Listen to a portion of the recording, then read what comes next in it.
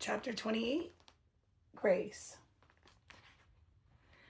Grandpa and I head back to join the others for lunch. I noticed Mike was sitting alone by the fire. "Give me a second," I asked Grandpa. "Sure," he replied. I sat next to Mike on the hard log. I ached with sympathy, making my stomach uneasy. Not eating much on this trip certainly wasn't helping. Mike's eyes misted over while he stared at the fire. His thumb rubbed his wedding band, which he had a tendency to do when feeling downhearted or lost. I couldn't imagine being told you're going to be a dad and losing your grandfather on the same day. The dispensancy of misery could block the beautiful blessing. After a few minutes of silence, I wanted to see his thoughts. It took everything I had to hold back from the temptation. As a healer, my instinct was to relieve the pain by using my powers, but my gifts did not heal the anguish of a lost one. The burning fire was low. I added another piece of wood. We listened to the sounds of the wood crackling, thinking about what I could do to help ease the aching feeling.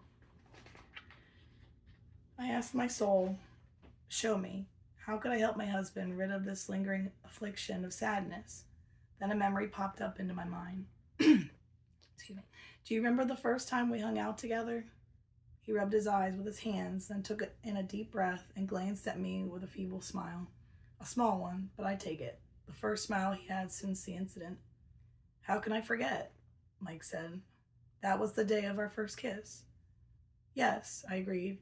"It was, but do you remember what happened earlier in the day at the guitar shop?" "I do," he said. "We had our first bonding moment about the loss of our grandparents." "And you showed me your tattoo on your arm," I said as I reached for his arm. "The dagger with your grandfather's name in it. You got it to honor him as a hero for serving in the war." I paused, looking deep into his eyes. "What your grandfather did today proves he still is a hero. He is now my hero too, just like you are my hero. His legacy will live on, through you." Mike hugged me with a genuine smile, and I returned the embrace, but something jabbed me in the chest. What was that? He leaned back and reached into his jacket. "Oh yeah, there's something I need to show you," he mumbled. He pulled out a book, but not just any book. Fearless. "You were the one that picked up the book?" I asked. Mike nodded. "I'm sorry I didn't tell you," he said. "It's just this book knows so much of our soul's history. The pain brought onto you was so strong that I felt it inside me. I was planning on destroying the damn thing, but I realized that's not my call to make." I had completely forgotten that our souls were one and the same. We may be different people, and Electra leads inside me, but a piece of her is in him. "No, I'm sorry that I didn't think about your feelings through all this. They are valid as much as mine." Mike continued to stare at the book. "I'm fine with not knowing. This is your life. The only person who should make choices for you is you. Not me, not Electra, you." He handed the book to me. The front cover had a tree on it with long roots reaching down to the title. I reread the title in my head. Fearless. Love begins where the roots end. Electra's entire life history and family secrets were in the palm of my hand. I could finish this book in one night and everything could reveal itself. The truth would unwind. I mulled over the idea of reading it and sighed. If Alex hadn't found what she wanted in this book, would I encounter the same disappointment? "You would think I'm happy that you kept this for me," I said, "but I think I'm ready to let go."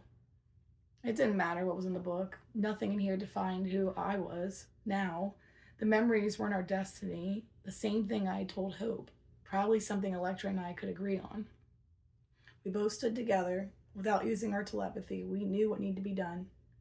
Mike took my hand, and with the book in the other, I released it into the fire.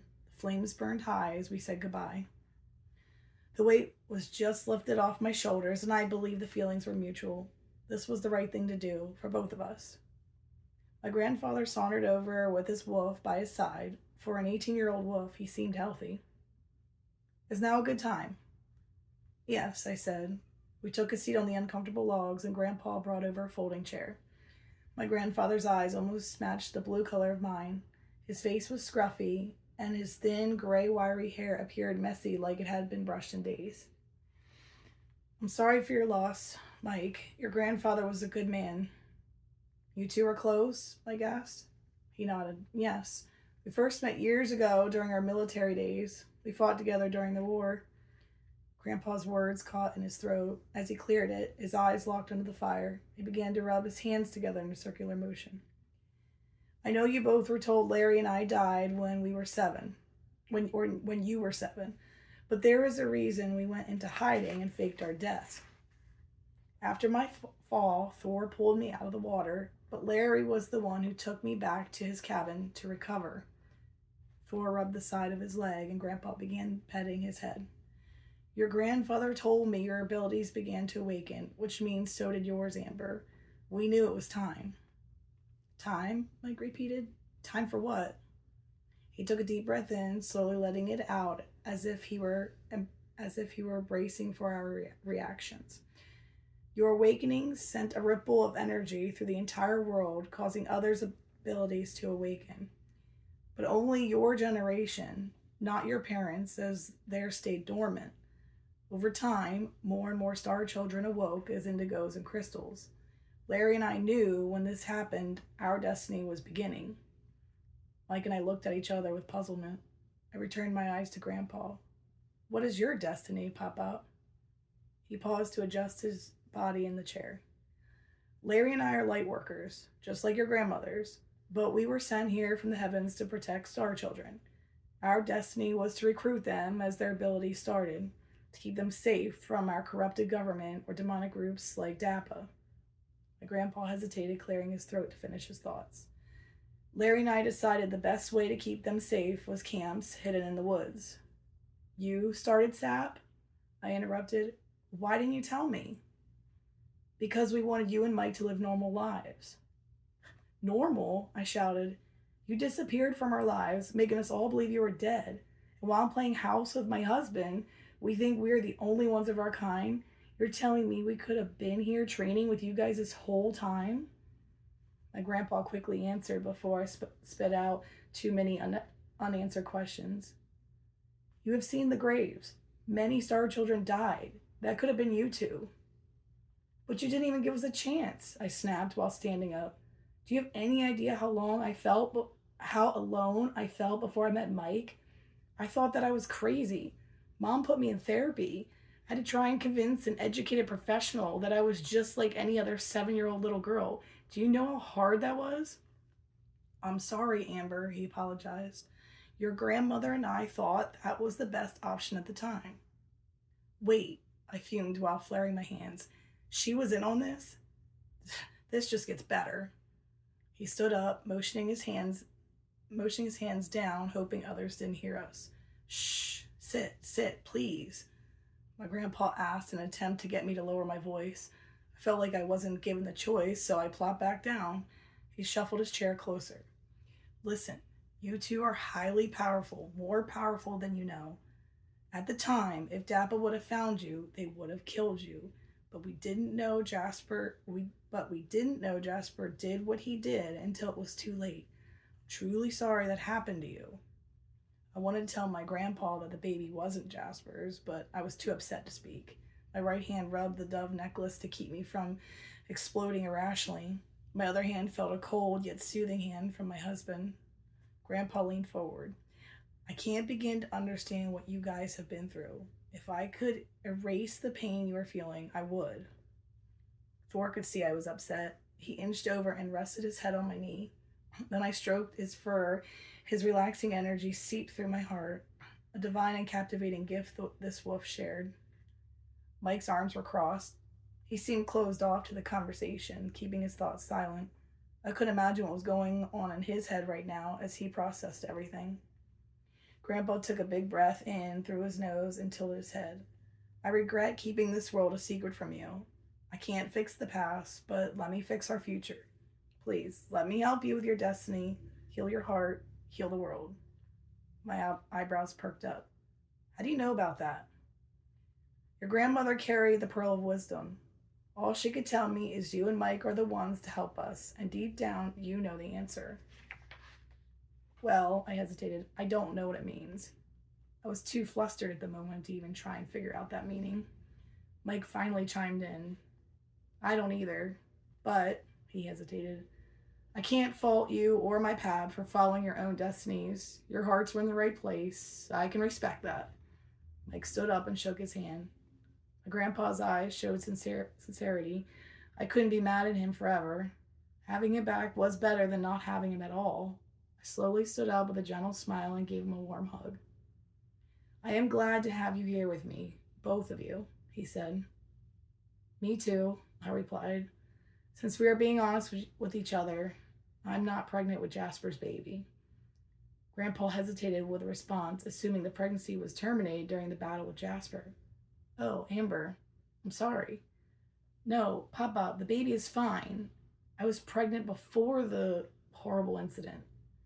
A sense of relief filled his face with a heavy sigh. Oh, well, in that case, a congratulation is in order, Grandpa said as he shook Mike's hand again. Once Jasper finds out the baby isn't his, it could get ugly, I uttered. That's fine, we'll be ready, Grandpa assured. Off in a distance, I heard a soft melody whispering in the air. Do you hear that? Mike asked. We followed the sounds of music as it grew louder. Scotty was sitting by another fire in his folding chair. He was strumming a guitar as Evan, Zeke, and a bunch of others sitting in chairs listened to the melody. Mike grabbed a guitar, leaning against the chair next to Scotty. Mike joined Scotty in the song I was familiar with, Amazing Grace. It was one of my favorite songs to sing. The verse started over, and I found the courage to unleash my voice while they strummed. Amazing Grace, how sweet the sound that saved a wretch like me. The words sounded so natural and continued to flow from my vocal cords as campers slowly gathered around the fire. Smiles on their faces gave me the strength to continue singing in front of strangers who felt like family. Hope came over to sit beside me on the log. Was grace that taught my heart to fear, and grace my fears relieved. I continued singing this powerful song. More campers joined us. Mike and Scotty continued strumming the guitars. Hope smiled and reached for my hand. Others connected hands with warm smiles on their faces. Star children from far and wide unified as one. 'Twas grace that brought us safe thus far, and grace will lead us home. A feeling of warmth flowed through my body and into my heart. The campers' eyes were now glowing with flames of fire and crystals of ice, indigos and crystals of all ages, all coming together for the same thing: love, strength, unity, and peace. The energy surrounding us felt elevated with bravery and empowerment. I was proud to be a part of this family, accepting of who I was. I sang the last verse with devotion. When we've been there 10,000 years, bright shining as the sun, we've no less days to sing God's praise than when we'd first begun. The last battle was coming. We were strong. We were powerful. I hoped you were ready, Jasper. We were star children of God.